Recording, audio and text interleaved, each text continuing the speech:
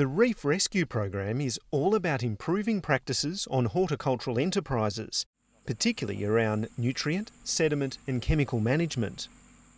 The outcomes are improved water quality leaving farms and therefore improved reef water quality outcomes. The Reef Rescue Programme started with financial support for businesses to purchase equipment to help implement best management practices along the Great Barrier Reef catchment zone, as GrowCom Land and Water Field Officer Robert Doyle explains. The Reef 1 program was a 5-year program that ended almost 3 years ago, and it was about incentivising landholders to purchase machinery and equipment to improve the practices they do on farm to reduce runoff of potential pollutants. Stage 2 that we're in now is a bit more about capacity building to give farmers a bit more technical training and understanding about the soils, the chemicals, the fertilisers they're using, to use those inputs more efficiently, again to achieve the same outcome of reducing runoff. Macadamia Farm Management is one such business that has benefited from Reef Rescue funding. They operate and manage 12 orchards in Bundaberg and Gympie in Queensland, and also in New South Wales for absentee investors, covering about 480 hectares. Scott Allcott from Macadamia Farm Management says there are plenty of challenges managing orchards close to the Great Barrier Reef.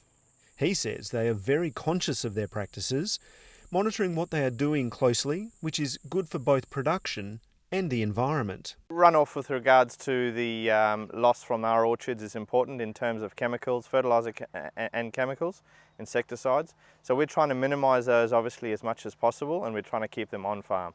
Macadamia Farm Management has had a number of projects funded through the Reef Rescue Program, predominantly machinery designed to minimise runoff from orchards and improve soil health. We've purchased about 5 items. I think we've had fertigation systems installed so that we can put fertiliser through our irrigation, and we've installed a weed seeker technology on our herbicide unit so that we can minimise the application of herbicides.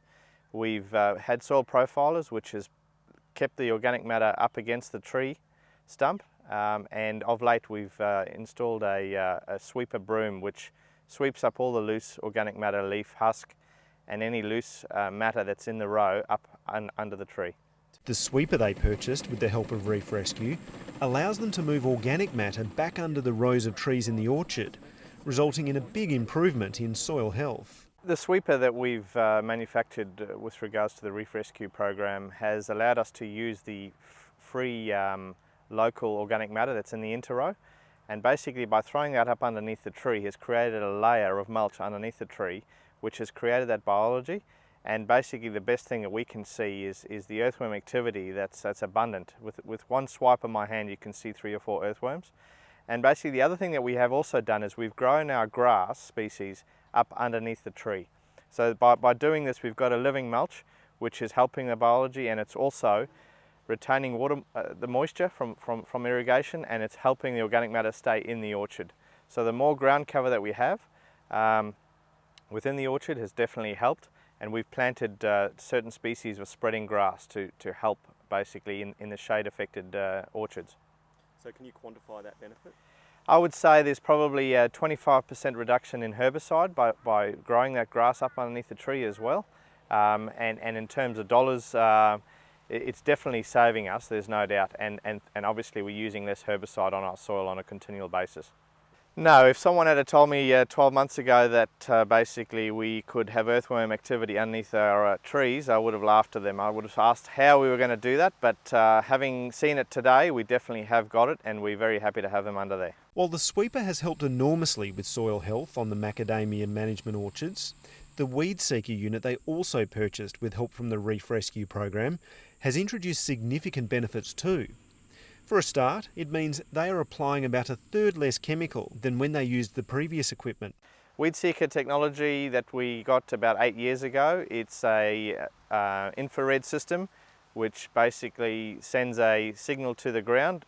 If it detects any green chlorophyll or anything that's green on the ground, it sends a signal back to the eye, and that's where it instantly basically squirts herbicide on that green weed basically. And over the years, or on an annual basis, we're saving about 38% in dollar value And obviously we're growing our biology in our soil by not applying as much herbicide. Definitely the funding has always helped, because none of this stuff is cheap, and it's innovative, and basically that funding helps us to go ahead and implement a program such as that. With trees staying in the same soil for decades, sustainability is critical to any macadamia farm. For Scott Allcott, equipment purchased through the Reef Rescue Program has played a large role in helping macadamia farm management significantly improve its sustainability and productivity. I think with regards to the Reef Rescue Program, I think sustainability is a word that comes to mind. I think we've got to be very sustainable in our practices. I think if we don't adopt these today, considering our trees are in the same soil for 20 to 30 years, I think sustainability is the key, and we've got to not only be productive and have it fit into our budgets, but we've got to be very aware of what it's doing to the environment around us.